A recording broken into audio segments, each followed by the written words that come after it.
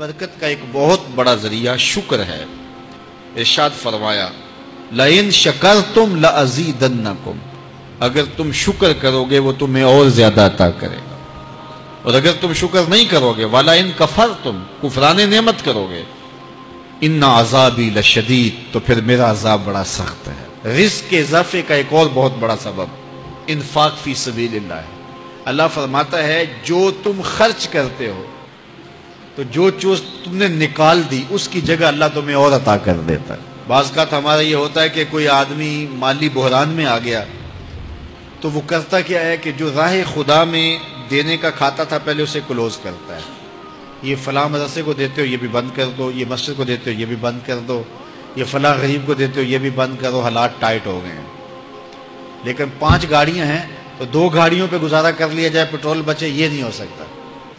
گھر کے لچھن وہی ہیں لیکن بند کہاں سے کیا؟ جہاں سے رزق آنا تھا۔ ہمیں تو یہ حکم دیا ہے جب رزق تنگ ہونے لگے صدقہ دے کے رب سے کاروبار کر لو، صدقے سے تمہارے رزق میں اضافہ ہوگا۔ یہ رب کا وعدہ ہے اور اللہ کے وعدے جھوٹے نہیں ہو سکتے۔ رزق کی برکت کا ایک اور بہت بڑا ذریعہ النکاح ہے۔ فرمایا اگر تم نکاح کرو گے، تم فقیر ہو وہ تمہیں غنی کر دے گا۔ لوگ کہتے ہیں بچہ پیروں پہ کھڑا ہو لے تو پھر نکاح کریں گے، اللہ کہتا ہے تم نکاح کرو ہم پیروں پہ کھڑا کر دیں گے۔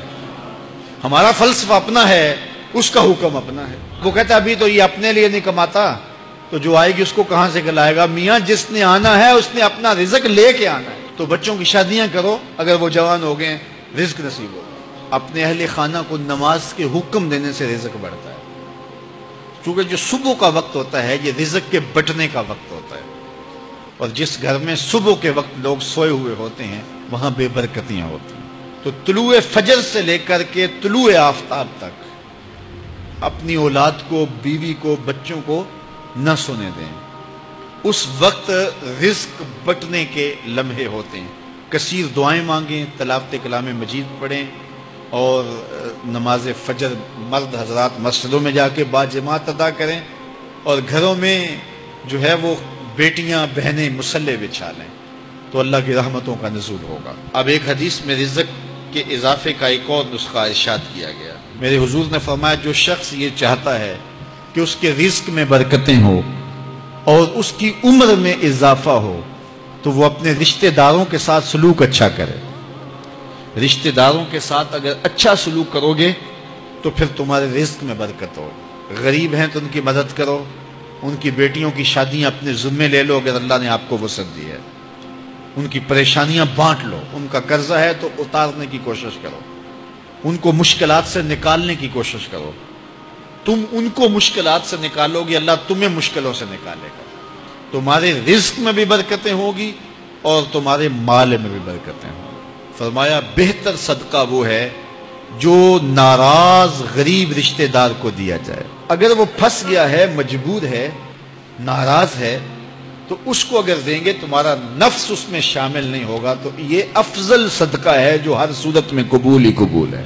رزق کے اضافے کا ایک اور سبب الاحسان الی الضعفاء، جو کمزور لوگ ہیں ان کے ساتھ اس نے سلوک کرنا۔ الانفاق علی طلبۃ العلم، طالب علموں پہ خرچ کرنا، یہ بھی رزق میں اضافے کا سبب اور ذریعہ ہے۔ وہ حضرت بابا فرید نے کہا نا 6واں رکن دین کا روٹی ہے۔ گھر میں کچھ نہ ہو تو پھر نہ نماز اور نہ ہی دیگر امور کی لذت آتی ہے، تو یہ رزق فراواں اور وسیع اور مبارک نصیب کر دے اللہ۔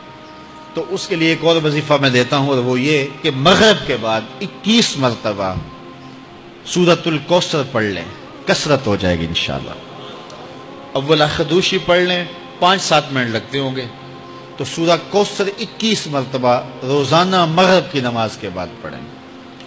اور اگر بہت زیادہ مسائل ہیں تو ہر نماز کے بعد پڑھ لیں، تو انشاءاللہ آپ دیکھیں گے کہ گھر میں برکتیں اترتی محسوس ہوں گی، انوار کا نزول ہوتے محسوس کریں گے۔ تو یہ وہ رزق کے اسباب ہیں، اگر ہم اختیار کر لیں تو ہم اللہ کی خاص رحمتوں کے حقدار ہوں گے۔ اللہ